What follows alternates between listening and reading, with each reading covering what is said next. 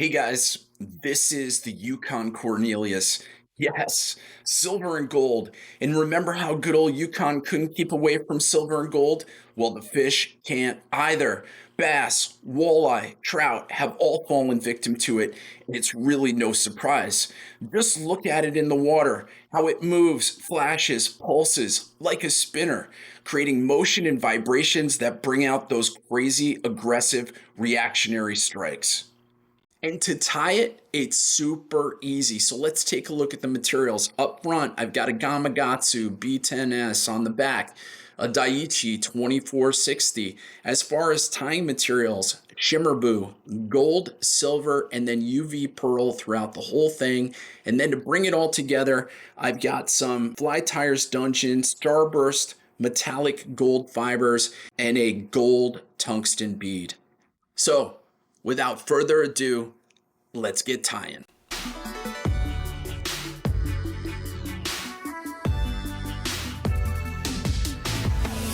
All right, so for material prep, we're going to use Shimmerboo. This product is from Flashaboo. Obviously, we have silver, we've got gold, and then also a UV pearl. And the way that I build this fly, and I hate to do this, guys, but it is actually by counting fibers. I've tried to do it freehand like I do with all my other flies, but it just doesn't work because I can't drive consistency or make the taper with these metallic fibers. I want to show you a real neat trick that'll reduce the total amount of time that you have to actually count in half. So basically, you get your total number of fibers. Listen, it's not exact, but in this case, it's about 14. And instead of just clipping it off directly at the bundle here, what I'm going to do is grab a hold of the bundle, pull through, and now I have two sections of 14. And I'm just going to fold it over in half and cut it. Now, I'm going to wet it to keep the fibers together, which makes it very easy to manage. And then the next section is 16 fibers, so I got 14 here. All I have to do is add 2. It really cuts the total amount of time in half. Okay, so here is the Shimmerboo all laid out. For each one of these sections, there are 2 UV pearls on top. So moving forward, I'm just going to give you the total count of each group of silver and gold. So for example, for the tail, there are 4 silver and 4 gold. The next section, there's 10 silver and gold. And for the last section on this rear hook, it's 12 and 12. Okay, now moving on to the front hook, it's going to be 14. Then we're going 16 for the middle section, and then the front is 18. All right, so let's get tying. We're going to start with the Daiichi 2460, size number 6. And for thread, I'm using mono. This is clear mono in 0.004. The reason why I'm using mono is because I want the materials to basically be able to bleed through. So I've flipped around my Shimmerboo so that the smallest amount is at the back. It just makes it quick and easy for me to grab. And I'm going to bring my mono thread all the way to the front of the hook, and I'm going to pull it in half, basically fold it, bring it right underneath the hook, and wrap right back on itself. And what I'm trying to do is just create a little bit of a silver that's going to bleed through. Just make it look nice. So I'm grabbing my tail section. That's gold, and I'm going to do the exact same thing. I'm going to go up to the front of the hook here, fold it over, lay it right on top, then just going to walk right back with that thread. So you can see it gave it a nice silver and gold right on top. Okay, it looks good. As far as length of the tail, I want it to go at least the length of the hook plus. So I'll just pull it all back, do a quick measurement, come back, trim it off. Okay, looks good. Next section, I'm going to come up. So I'm less than halfway. I'm going to grab my silver.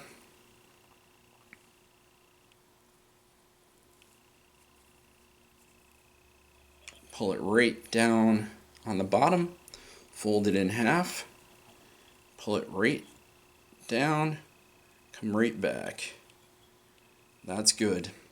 I'm going to grab my gold. Grab it right in the middle. Fold it in half. And come right back on top. Okay, I'm going to come up all the way to the front. I'm going to grab my next section. Maybe I've got about an eye's length in front. Grab my silver, come right underneath. There we go. Next, I'm grabbing my gold, coming right up on top, folding it over, wrap right over top. Okay, looks good. I'm going to do a quick whip finish, and then I'm going to come in and I'm going to hit this with a little bit of bone dry. And not just where I'm tying it off, which is perfect, but also at my various connections on the side of the fly. And the reason why I do that is because mono can slip quite a bit, and this just adds with durability. So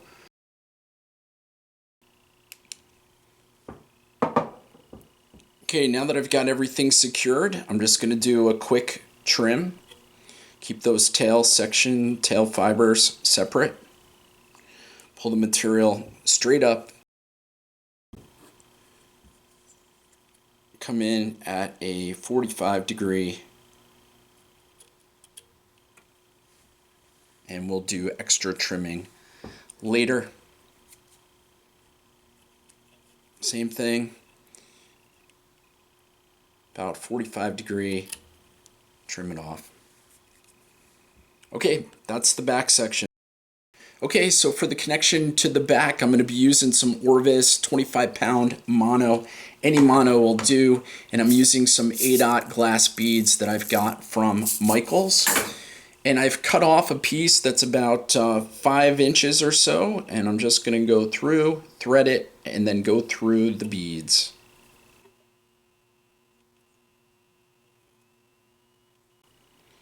Once you get the ends evened up, just give it a little pull to put a bend in it, and we're all done with the back part of the hook. Okay, so for the front hook, I'm using a Gamakatsu B10S size number 6, and as far as thread, I'm using Vivis 100. And the reason why I've changed from mono to Vivis 100 is because we're going to be cinching in that back hook. And if we don't use the Vivis 100, we're not going to be able to put enough pressure really to lock it in. All right, so I've got my rear hook, I've got the mono, and I'm basically going to align it right on the sides. So right along the side of the hook here. Do 3 or 4 loose wraps. Check the distance. You want at least 3/4 of an inch in the back for distance. That looks great. And now I'm just going to come tight. I'm pulling really hard on that mono, and I'm going to go all the way back right underneath that bead. Okay, I'm going to pull that mono back, go right over top of it, and I'm going to show you guys a cool little trick that I've learned when my beads want to swing back and I want to keep them front. What I'm going to do is I'm going to clip the shortest piece of mono, and I'm going to thread it back through these beads. So just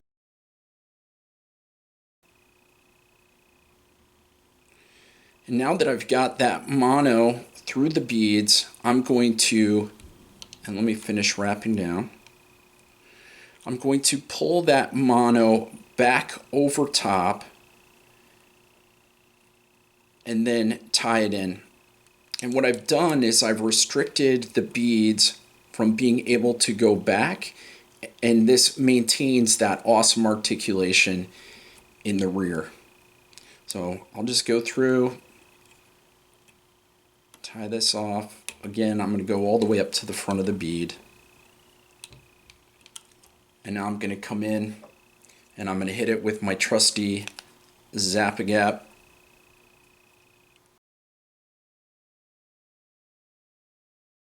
Okay, that rear hook isn't going anywhere. I'm just going to secure it with my hair clip. And I'm going to tie off the GSP real quick because I'm going back to mono.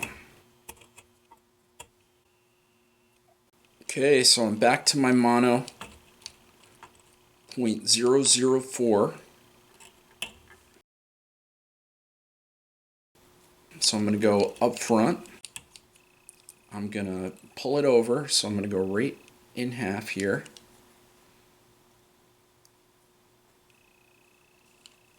Go right underneath, and now I'm just going to wrap right up.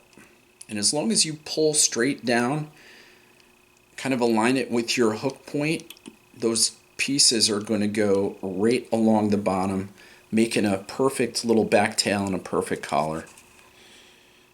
Doing the exact same thing now with the gold. So I'm going to go up front, pull it over, lay it down right on top. Lays a nice foundation. Now as far as length, we want it to go half the distance of this first section. So that's good right there, and I'm going to do the same with the silver. Just going to measure it up against the gold. There we go. Looks great. And you can see we've got a nice silver and gold differentiation as well.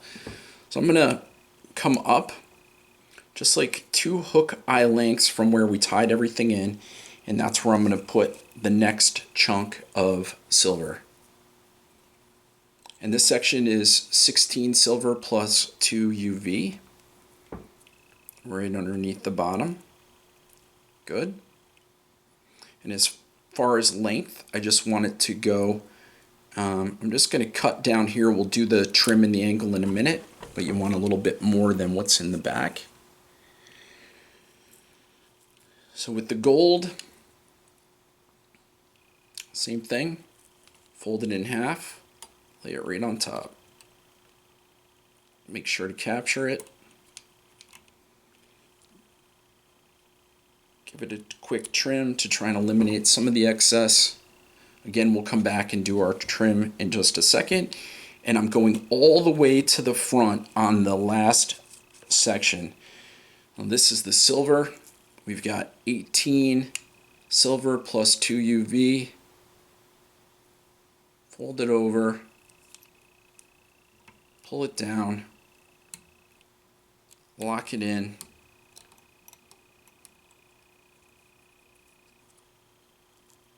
And give it a quick trim. And we're going to do the exact same with the gold.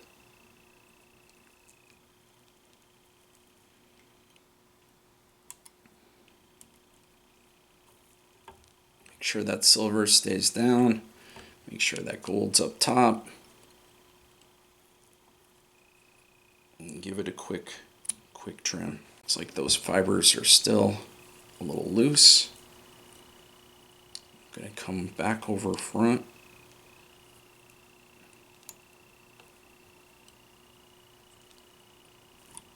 Cinch everything down.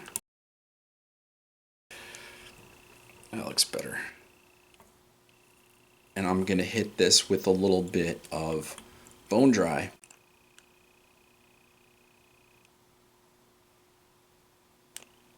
Hit that with the torch.